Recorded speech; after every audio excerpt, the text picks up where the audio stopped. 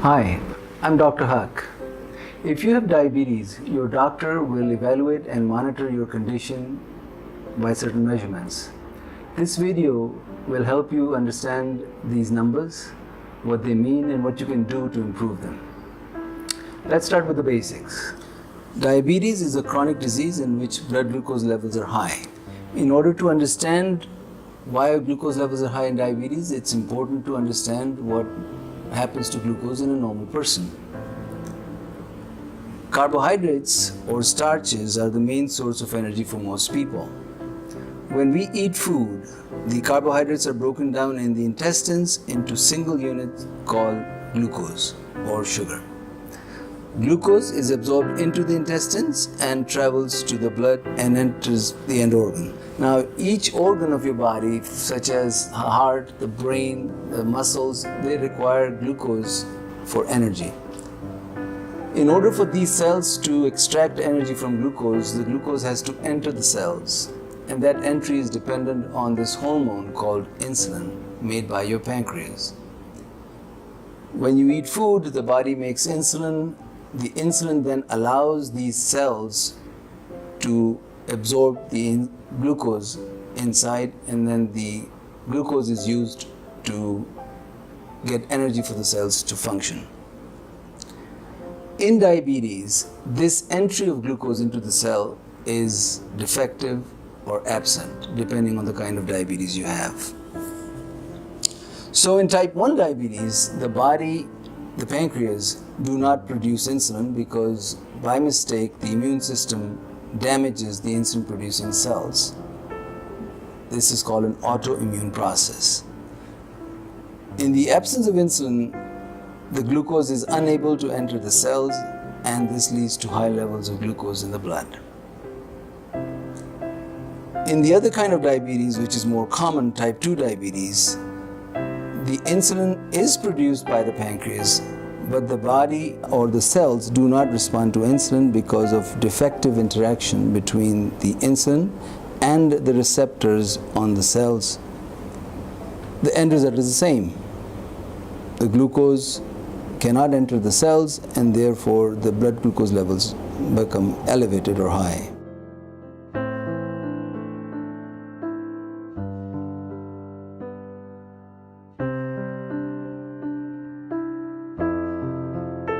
These numbers are very important in diabetes because most patients with diabetes do not have symptoms unless the glucose levels are very high or if they have already developed or are developing complications. The commonest way for patients to monitor their glucose is through glucometers. Glucometers are handheld, portable devices that allow you to monitor blood glucose at home or at work. They usually come with the lancing device and lancets. Essentially, these are tiny needles that can be used to get a tiny amount of blood from the fingertips. The blood is applied to a small test strip which is inserted into the mirror, and the glucose results are displayed within a short period.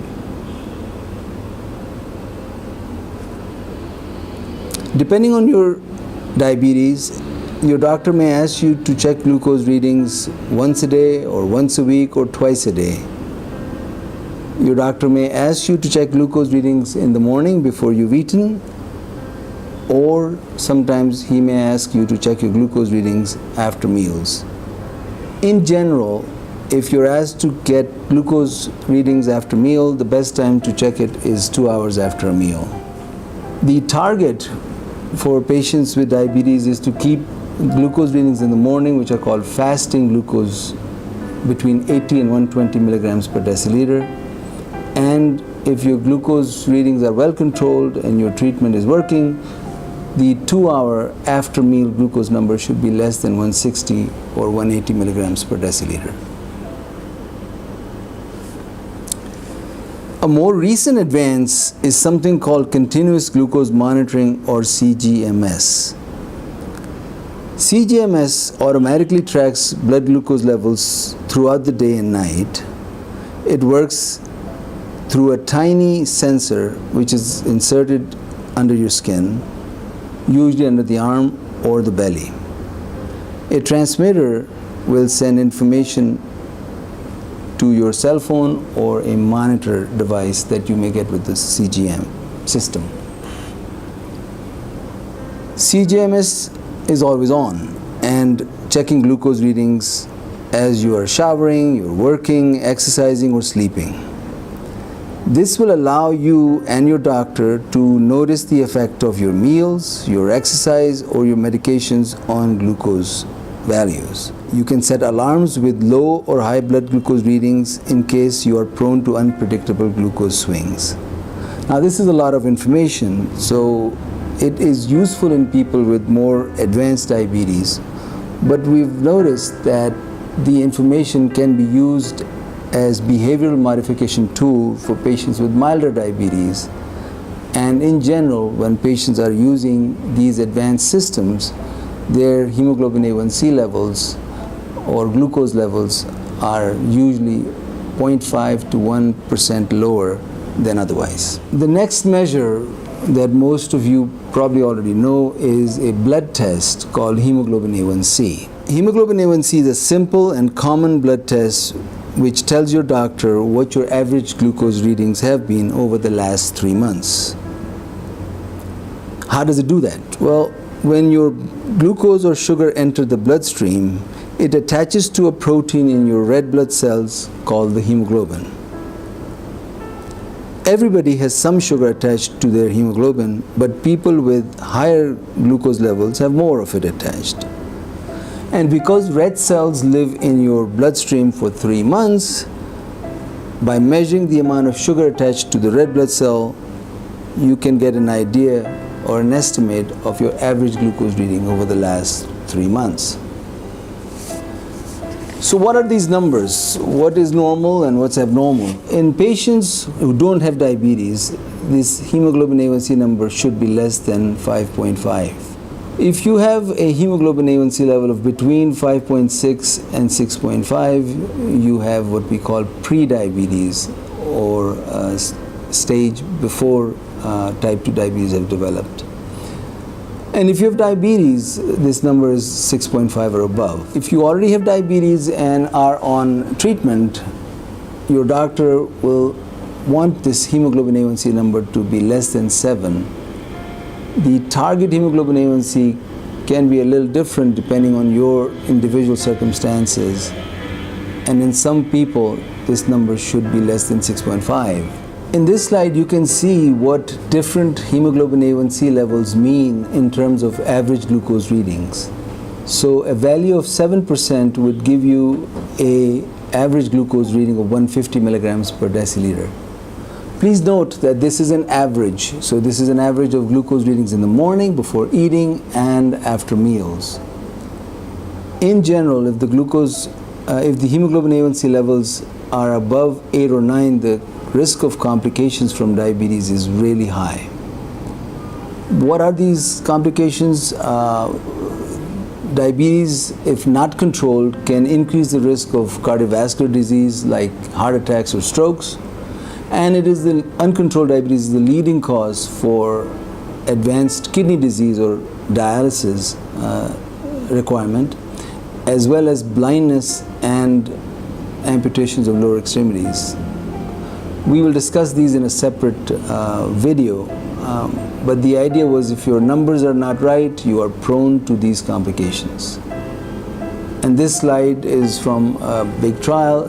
You can see hemoglobin A1c levels, if they are near 6, 6.5, the risk of complications are very low, and if the levels are above 7, the risk goes up, but it particularly becomes more steep if the hemoglobin A1c levels are above 8.5 or 9. If you have diabetes, it's important for you to know, particularly if you have type 2 diabetes, that the glucose abnormalities may not be the only problem that you may face. Oftentimes, patients who have type 2 diabetes also have high blood pressure or high cholesterol or another lipid or fat in the body called triglycerides, they could be high. So in terms of numbers that you and your doctors should concentrate on, include the glucose and A1c values that we discussed, but also blood pressure and cholesterol numbers, and we'll review them in the next few slides. So this slide explains those three abnormalities that patients with type 2 diabetes deal with and what those numbers should be in terms of glucose reading, blood pressure reading, and cholesterol readings. Patients who have diabetes have high risk of heart disease, and therefore a cholesterol value that is otherwise normal for a non-diabetic patient may be abnormal. And in general, your doctor would want your cholesterol levels to be controlled aggressively and may recommend you taking statins, which are medications for cholesterol. So LDL cholesterol, which is called the bad cholesterol as well, should be lowered to below 100 milligrams per deciliter in patients with diabetes.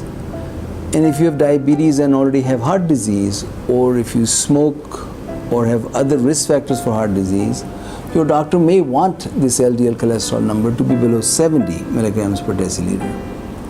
And that's because when you have multiple risk factors for heart disease in the presence of diabetes, cholesterol becomes more sticky and can cause plaque buildup more easily. So in conclusion, because diabetes does not cause symptoms, monitoring diabetes involves measuring these numbers that we discussed. The most important numbers for you to remember are the A1c, which is average glucose reading, blood pressure, and cholesterol or triglyceride numbers. If these numbers are well controlled, you can prevent complications of diabetes and lead a healthy life. Thank you. This video is for informational purpose only and is not intended to serve as a substitute for consultation and medical treatment. Please contact your healthcare provider about any questions pertaining to your specific condition. They would be able to provide you with answers and recommendations that are specific and accurate for you. Good luck and thank you.